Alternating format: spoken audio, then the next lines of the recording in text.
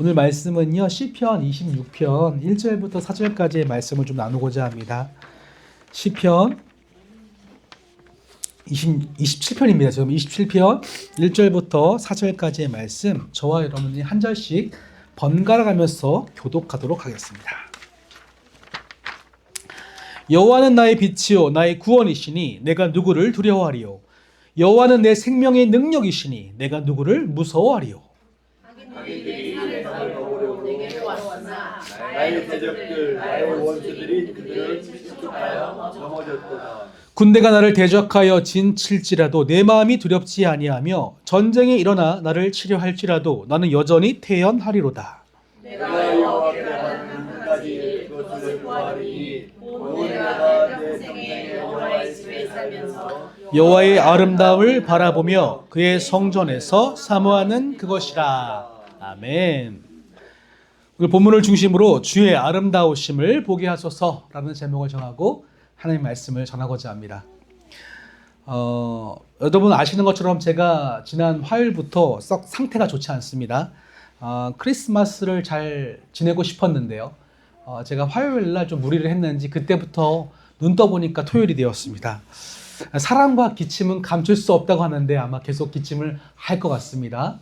이해해 주시길 바라고 동시에 그런 점을 담아서 서로 오늘은 이렇게 인사를 한번 시작해 보면 좋을 것 같아요. 앞뒤 좌우를 바라보시면서 당신을 향한 나의 사랑도 숨기지 않겠습니다.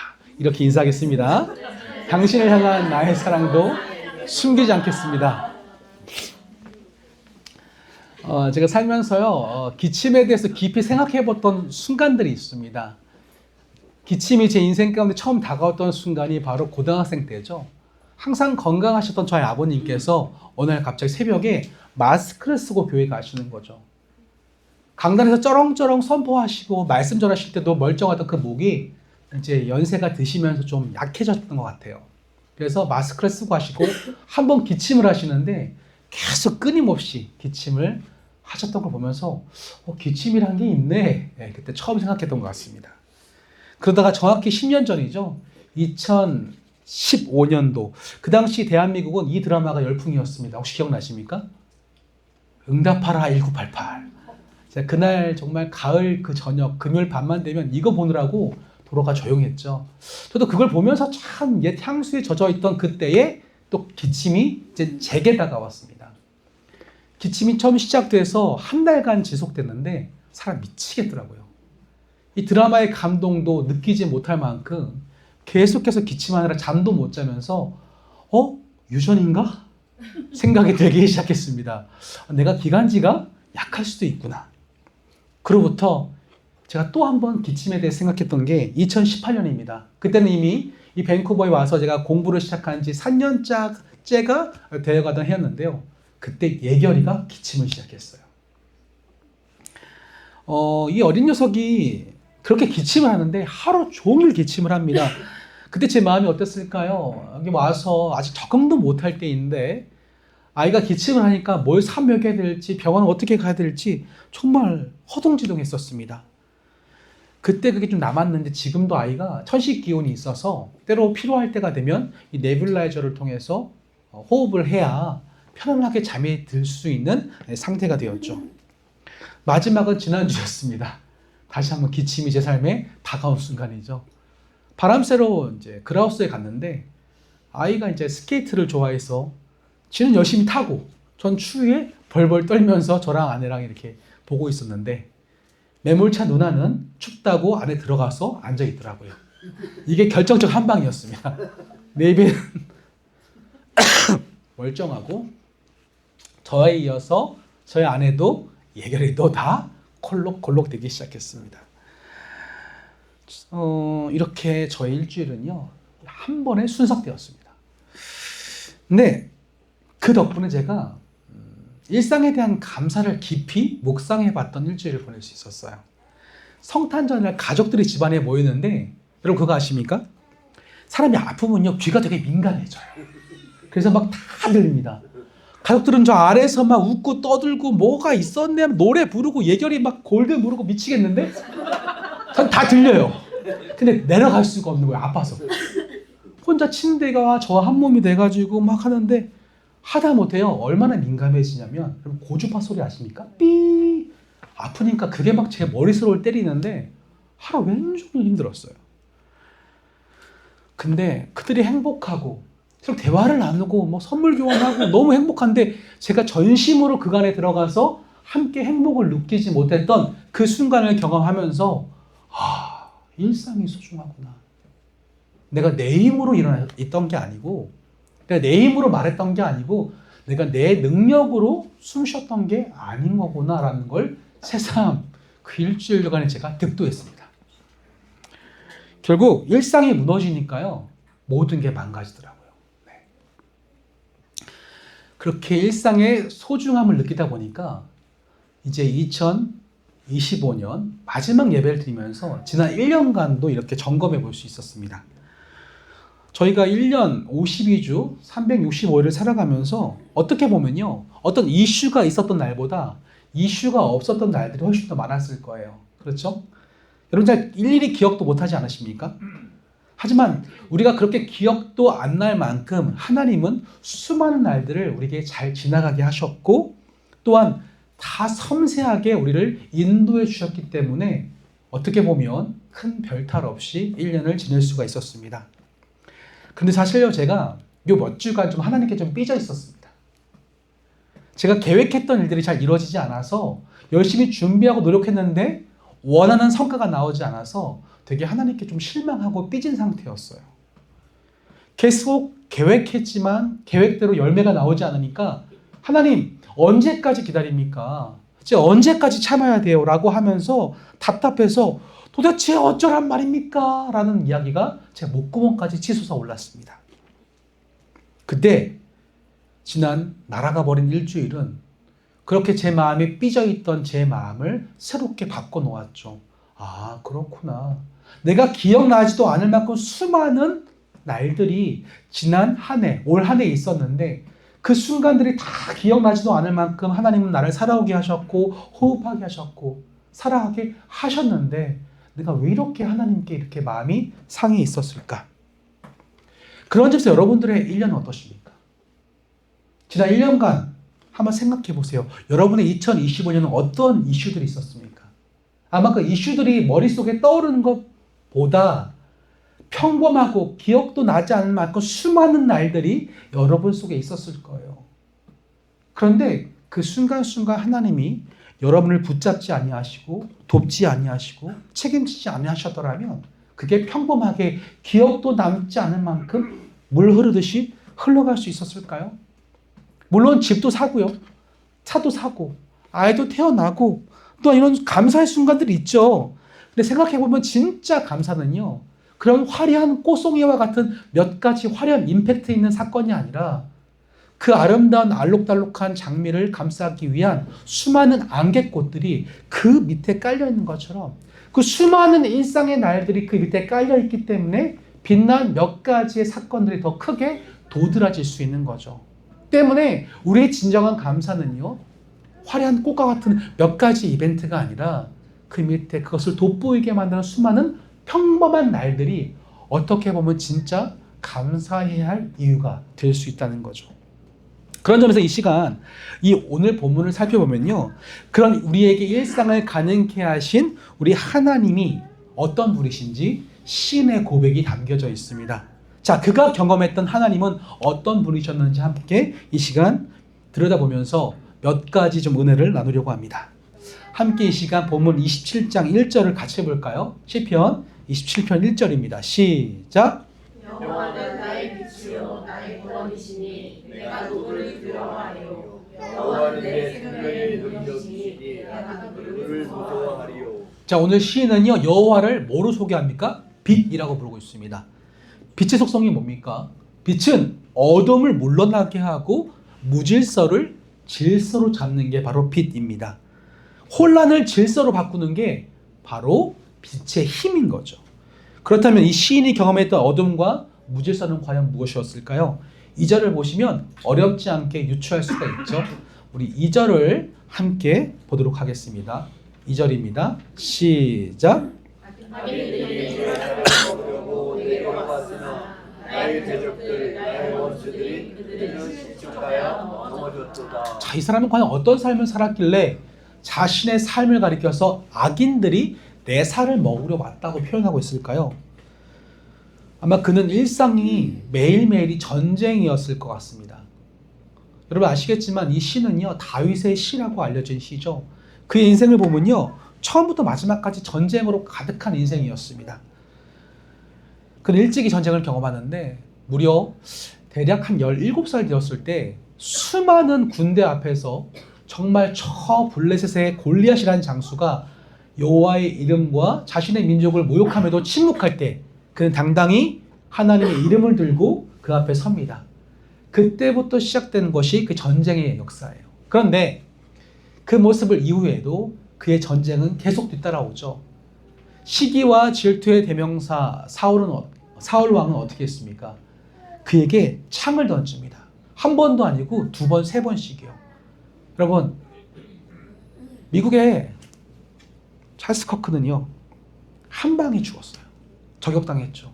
근데 오늘 다윗은 한 번도 아니고 수차례나 창을 던졌음에도 불구하고 저격을 했음에도 불구하고 그때마다 살아남습니다. 이게 다윗의 인생이었죠. 그 다음에 사울이 어떻게 했습니까? 그 다음엔 특공대를 보내요. 이 집을 이렇게 포위해서 얘를 죽이려고 합니다. 그때도 유유히 빠져나가죠.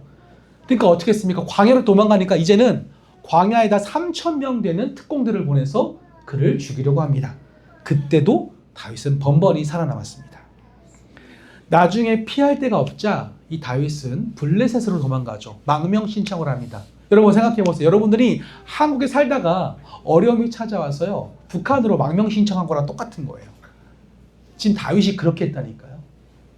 그런데 그 속에서도 하나님은 다윗을 살려주시죠. 게다가 나중에는요, 돌아와서 몰래 숨죽여서 조용조용하게 살려고 했는데 그때마저도 내부자의 배신으로 말미암아 사울이 또 죽이려고 찾아옵니다. 저는 예전에 성경 속에서 가장 닮고 싶은 사람 누구 했을 때 다윗이라고 손을 들었어요.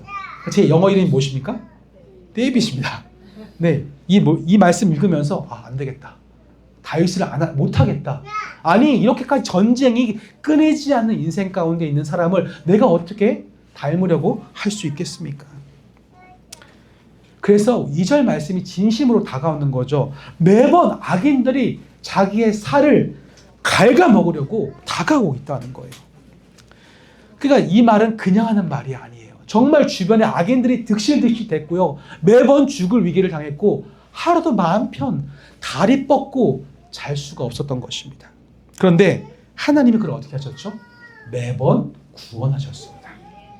아까 빛이라고 고백한 그 하나님이 매번 그를 구원하셔서 그의 삶의 무질서를 질서로 잡아가시고 혼란을 잠재우시면서 두려움을 생명으로 옮겨가셨습니다.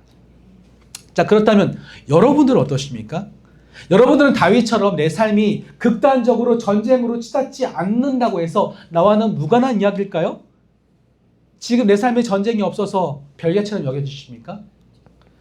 우리 잠깐 사진을 좀 볼까요? 이 사진은요, 제가 좀 설명을 쭉 드릴 텐데 왼쪽 위에부터 이렇게 가볼게요. 왼쪽 위에 있는 여성은요, 24살이에요. 안젤리나. 이 여인은 그날 요건 커주셔야 될 것 같아요. 네. 그녀는 그날 날씨가 좋아서 산책하다가 셀피를 찍은 겁니다. 그 옆에 사진을 보면요, 친구들이랑 같이 저녁을 먹는 장면이에요. 그 밑을 보면요, 고양이가 있는데 이 고양이 이름은 퍼라입니다. 퍼라. 트럭이라는 뜻이라요. 퍼라. 그리고 저 오른쪽 사진을 보면요, 저 마르타라는 여자친구인데 저는 엄마한테 줄 그 촛불을 만들어서 유치원에서 가지고 와서 저걸 찍어서 올렸더라고요. 그리고 오른쪽 아래에 있는 사진은 커피인데요. 그날 한 청년이 운전주행 연습을 하러 갔다가 실패해서 커피 한 잔 사 먹은 겁니다. 그 옆에 사진을 보면요, 친구들이랑 전망대 갔다가 찍은 사진이에요. 자, 이게 다 언제 찍은 사진일까요? 예상하셨겠지만 우크라이나 전쟁이 발발하기 하루 이틀 전에 찍은 사진이에요. 여러분, 저들은 일상을 보내고 있었습니다. 일상을요. 우리보다 똑같은 지극한 평범한 일상을 보내고 있는데 그것이 단 하루 만에 바뀐 거예요. 저들의 일상이 지금 저렇게 유지될 수 있을까요? 다음 사진을 볼까요? 이렇게 되는 데까지 딱 2달 걸렸습니다. 2달 만에 저들이 누렸던 커피, 자기 딸아이가 유치원에서 가져온 선물에 기뻐하던 일상, 고양이와 함께 편안한 누리던 자기 삶의 보금자리, 즐겁게 산책하면서 셀피를 찍을 만한 여유는 다 사라진 거죠. 여러분, 전쟁은요 다른 데 있지 않습니다. 전쟁은 여러분의 일상이 무너진 그 자리가 바로 전쟁이에요. 그런데 우리는 지금은 우리도 수많은 전쟁을 경험하고 있는 중입니다. 지난 한 해 동안 여러분 삶 속에서 얼마나 많은 답답함들이 있었습니까? 잘 안 풀리죠, 일이. 계획한 대로 풀려지지가 않습니다. 그때 내 마음이 무너지고 혼란스럽고 복잡하고 감정이 상하고 화가 나고 분노하는 날들이 얼마나 많았습니까? 하루도 몇 번씩 내 머리가 터져버릴 것 같은 일들이 계속 반복이 되죠. 오늘 시인의 입장으로 돌아가 볼 때 또 원수가 얼마만큼 나에게 창을 던지고 저격하려고 하고 나를 잡으려고 특공대를 보내고 내부자가 배신해서 내 의신처가 발각이 되고 또 얼마나 많은 날들을 두려워하고 숨어 지내야 되고 조바심 내야 되고 벌벌 떨면서 한숨 쉴 것 같은데 그런 사람의 반응치고 되게 희한한 반응이 나오더라는 거예요. 어떤 반응이었을까요? 우리 3절을 여러분의 목소리로 읽어주십시오. 3절입니다. 시작. 내가 나를 대적하여 진실하고 내 마음이 두렵지 아니하여 전쟁이 일어나 나를 치료할 자들도 많은 여전히 태연하리로다. 막 포탄이 떨어지고 친구가 죽어나가고 그런데도 주인공이 뭐라 그래요? 나는 여전히 태어나리로다. 여러분, 생필품이 떨어지는 우크라이나 상황 속에서 더 이상 포탄이 없어 쏘지 못하는 수많은 드론에 매일매일 두려워 떨어야 되는 그런 상황 속에서도 오늘 주인공처럼 우리는 태어날 수 있을까요? 이 태연하다라고 번역된 히브리어는요 조금 번역이 잘 살지 못했습니다. 이 히브리어 바타흐라는 단어가 이 태연하리로다라는 단어의 뜻인데 이 바타흐는요 단순히 마음 편하고 좋다 이런 상태가 아니라 이 단어의 원래 의미는 따라해 볼까요? 신뢰 관계를 바탕으로 얻을 수 있는 안정감. 저게 바로 그 태연하다예요. 다시 말하면 원래 이 시인은 내가 포탄이 떨어지고 사람이 죽어나가고 생필품이 고갈되어가는 상황 속에서도 태어날 수 있는 건 믿는 구석이 있다는 거죠. 근데 그 믿는 구석이 누군가와의 신뢰 관계 속에서 이루어지고 있다라는 겁니다. 그 말은 오늘 이 시인은요 매일매일 전쟁과도 같은 삶을 살아가면서 하나님이 보여주시는 경험을 했기 때문이에요. 그 전까지는 하나님을 귀로 들었을지 모릅니다. 글로 읽었을지 모릅니다. 그런데 살아보니까 하나님이 살아계신 분이에요.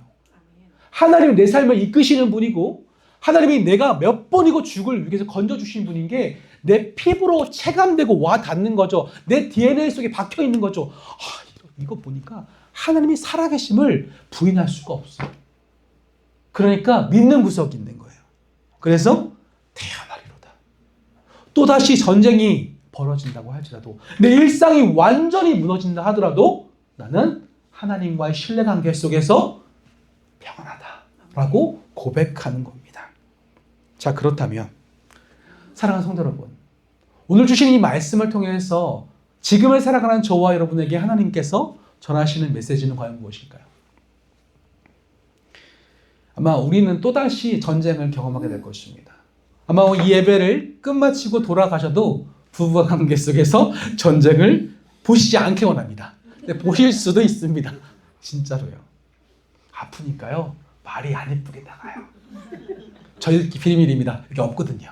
네, 그럴 수 있습니다. 또 아이들한테도 전쟁을 거는 부모의 모습이 있어요. 괜히 애들이 미워요. 막. 네.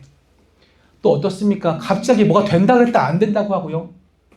누군가 뭔가 계획을 잡았는데 또 계획이 무산될 수도 있습니다.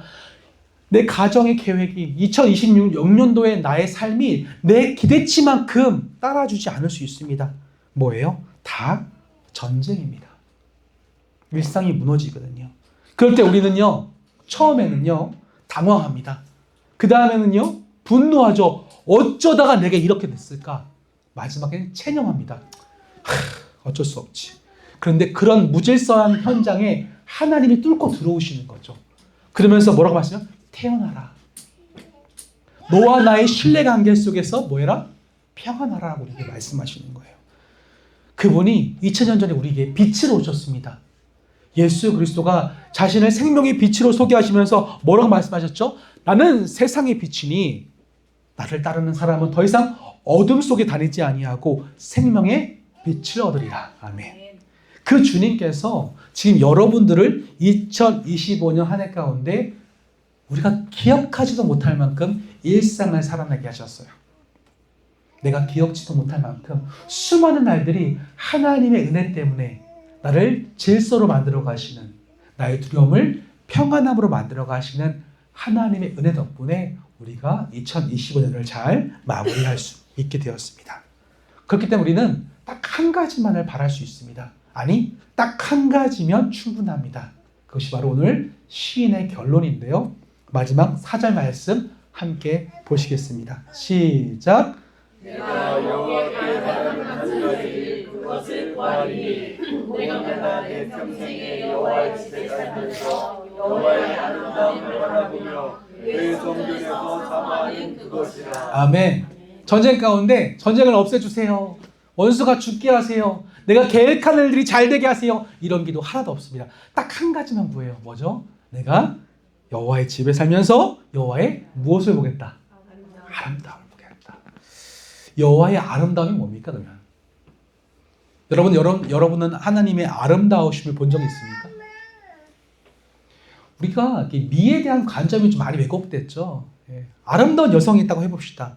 그 자체로도 아름답죠. 근데 그 아름다운 여성이 나이가 들어서 이렇게 임신해서 피부가 쭈글쭈글해지고 배가 트고 해도 아름다워요. 왜? 또 다른 아름다움이 있는 거거든요. 그죠? 아름다움이란 이런 겁니다. 그것이 가지고 있는 성품이 드러날 때 아름답다고 말하는 거죠. 여기서 말하는 하나님의 여호와의 아름다움이라고 하는 것을 한 신학자가 이렇게 정리했어요. 하나님과의 친밀한 교제에서 흘러나오는 매력이다. 멋진 말이지 않습니까? 뭐라고요? 하나님과의 친밀한 교제 속에서 흘러나오는 매력. 다시 말하면 지금 다윗은요, 살아가면서 하나님의 매력을 느낀 거예요. 어떤 매력이냐면 내가 정말 죽을 것 같았는데 하나님 살리세요. 저 어제 밤새 뻔했거든요. 제가 금요일날 잠을 못 잤어요. 한숨도요. 기침이 나오니까 누우면 기침이 배가 됩니다. 하루 종일 포기하고 앉았어요. 잠이 잘 수가 없습니다. 저 어제 포기한 하나님 좀 잠 좀 재워주세요 그랬어요. 잤습니다. 그러니까 이 자리에 서 있는 거예요. 정말 죽을 건 살려주시거든요. 그게 데이터가 축적되기 시작합니다.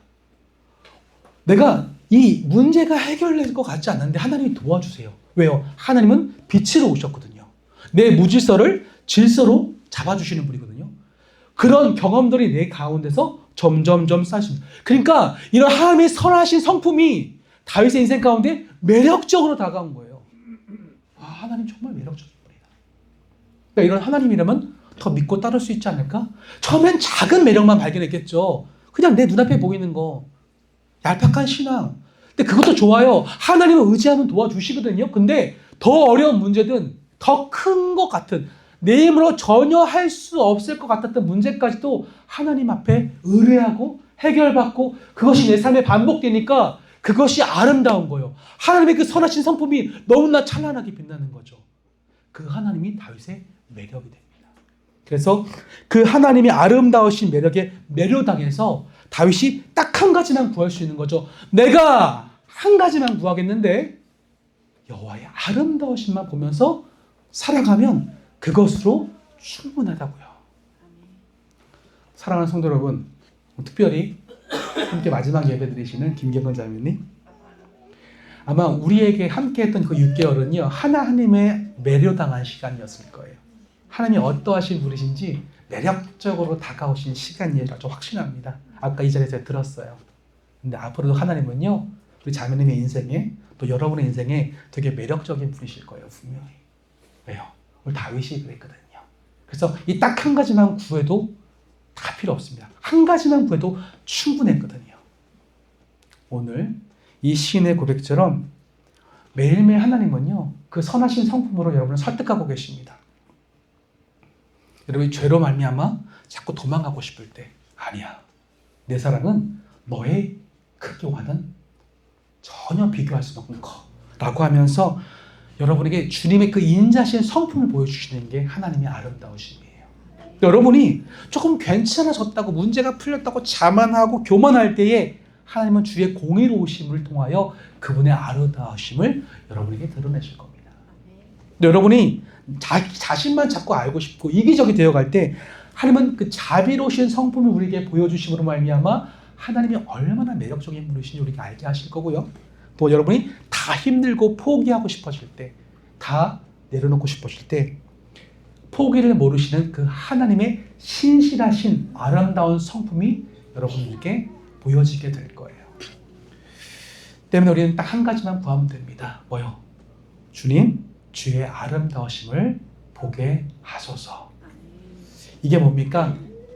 주보에 관심이 없을 수도 있지만 2025년도 저희의 한 해 주제였습니다.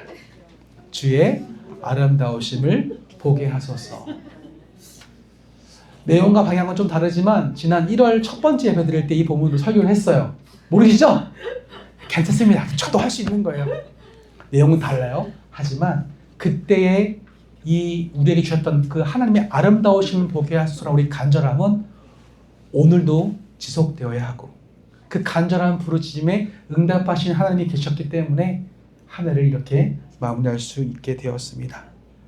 앞으로 2026년도 그런 하나님의 매력적인 부분에 완전히 사로잡히셔서 끊임없이 설득되어지고, 결국 나 하나님 그 아름다우심이면 충분합니다, 매일 그것만 바라보게 하세요라고 고백하며 살아갈 수 있는 저와 여러분의 인생이 되어주시기를, 우리 김경문 자매님의 한국의 삶이 되어주시기를 주님의 이름으로 간절히 축복합니다. 네. 우리 시간 세 가지를 놓고 잠깐 우리 기도할까요? 첫 번째 기도 제목은요, 우리가 하나님의 손을 붙잡을 때 심리적으로 내 삶이 진짜 있는 그대로 안정감을 누릴 수 있습니다. 자꾸 불안하죠? 아까 태어나지 못하죠? 그거 바로 하나님에게서 오는 손을 느슨하게 잡았기 때문에 그렇습니다. 하나님은 여러분을 꽉 붙잡고 계신데 여러분이 그 꽉 붙잡은 손길을 자꾸 외면하니까요, 오는 불안함이에요. 주님, 내가 일상이 무너지는 상황 속에서도, 전쟁이 찾아올 때에도 주님과 함께 태어날 수 있도록 도와주옵소서. 두 번째 기도 제목은요, 날마다 주님의 그 아름다우신 성품에 내가 더욱 설득되어져가는 한 해가 될 수 있도록 도와달라고 기도하시고요. 마지막 세 번째 기도 제목은 주님, 2026년도도 우리가 함께 지어져 갈 수 있도록 하시고, 한국에서 지어져 갈 우리 김경문 자매님 주님께서 동행해 달라고, 우리 세 가지 기도 제목을 놓고 함께 이 시간 소리내서 통성으로 기도하시겠습니다. 하나님 감사합니다. 오늘 주님의 귀한 말씀을 통하여서 오늘을 살아갈 우리에게 전쟁과도 같이 일상이 무너지는 경험을 할 때마다 우리가 어떻게 살아야 되는지 오늘 말씀을 통해서 우리 새롭게 하여 주심에 감사를 드립니다. 하나님, 전쟁은 우리 삶 가운데 있습니다. 아니, 오늘 있을 수도 있고 이 순간 내 마음속에, 내 머릿속에 일상이 무너지는 것 같은 체념과 분노와 당혹스러움이 시각각 나를 엄습할 수 있습니다. 그럴 때마다 우리는 그 전쟁 앞에서 무력합니다. 내 힘과 능력으로 그 전쟁을 극복해보려고 하지만 때로는 감당할 수 있는 분량이 아니기에 무너지고 쓰러지면서 자포자기하는 심정으로 매일 그냥 스쳐 지나가는 삶을 살아갈 수도 있습니다. 하지만 오늘 다윗을 경험했던 하나님은 그런 분이 아니셨습니다. 그 삶의 매 순간순간 그 복잡한 삶의 무질서함을 뚫고 하나님은 내 삶에 들어오셔서 그 다윗의 삶도 들어가셔서 그 전쟁 속에 놓인 늘 생명의 위협을 받고 내일의 생존의 문제를 걱정해야 할 그가 하나님의 보호심으로 말미암아 생존을 할 수 있었고 생존뿐만 아니라 구원을 얻을 수가 있었습니다. 그런 하나님이 계셨기 때문에 그 삶을 거쳐서 단 한 가지만 구하라고 할 때 다 필요 없고 딱 한 가지만 구할 수 있었습니다. 그것은 바로 여호와의 아름다우심을 보며 살아가는 삶이었습니다.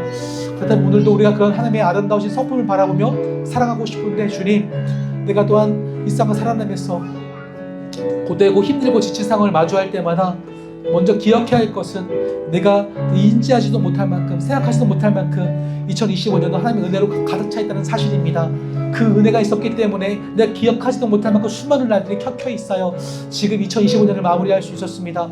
그렇다면 그 하나님이 2026년도 내 삶에 그렇게 다가오실 것입니다. 때문에 우리가 한 가지 구할 것이 있다면 그 아름다우심을 구하는 삶, 그 아름다우심을 보기 위하여 하나님께 간절히 나아가는 삶이 우리에게 필요합니다. 먹고 마시는 문제로 말미암아 고민하지 않도록 도우시고 하나님의 손을 붙잡고 그 관계적인 안정감을 충분히 누릴 수 있도록 인도하여 주시옵소서. 또 하나님, 주님의 그 아름다우신 성품에 날마다 설득되어지는 삶을 살아가기 소망합니다. 내가 뭐가 나고 내가 여전히 하나님께 거부하며 여전히 하나님을 섬기지 못하고 여전히 하나님께 순종하지 못하는 나의 마음의 갈등감이 있다고 할지라도 그럼에도 불구하고 그 매력적인 성품으로 내게 다가오셔서 설득하시는 그 하나님을 의지하면서 매일매일 그 주님의 따스한 설득 앞에 고개 숙일 수 있는 삶이 되어지도록 인도하여 주시옵소서. 마지막 하나님, 그렇게 함께 지어져가는 2020년을 맞이하길 소망합니다. 아버지, 우리가 비록 한 공간 한 장소에서 지어져 가지 못하지만 그럼에도 불구하고 우리 온전한 교회 되신 하나님께서는 어디서든 그곳에서든 이곳에서든 하나님께서는 인도하실 것입니다. 함께 지어져 가기를 결코 포기하지 아니하며 함께 세워져 가기를 결코 게을리하지 아니하는 우리 모두가 되어서 주님 다 되었다 하실 그날에 이르기까지 하나님께서 주시는 이 믿음의 걸음, 신앙의 걸음 포기하지 않은 우리 모두가 될 수 있도록 도와주시고 인도하여 주시옵소서. 주님 감사합니다.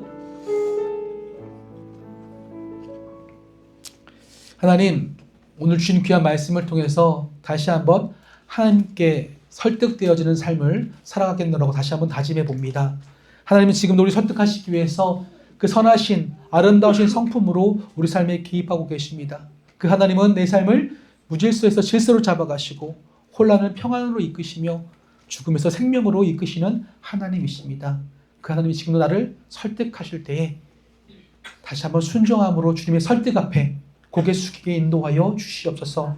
그 경험들이 내 삶에 쌓여졌을 때 내가 더 이상 아무것도 바라지 아니하고 딱 한 가지 그 주님의 그 아름다우심만 보고 싶다고 고백할 수 있게 될 줄로 믿사오니 이 고백이 그 당시의 시인의 고백이 될 뿐만 아니라 지금 전쟁과도 같이 일상이 무너지는 삶을 살아가는 우리에게도 날마다 흘러나오는 고백될 수 있도록 도와주시옵소서.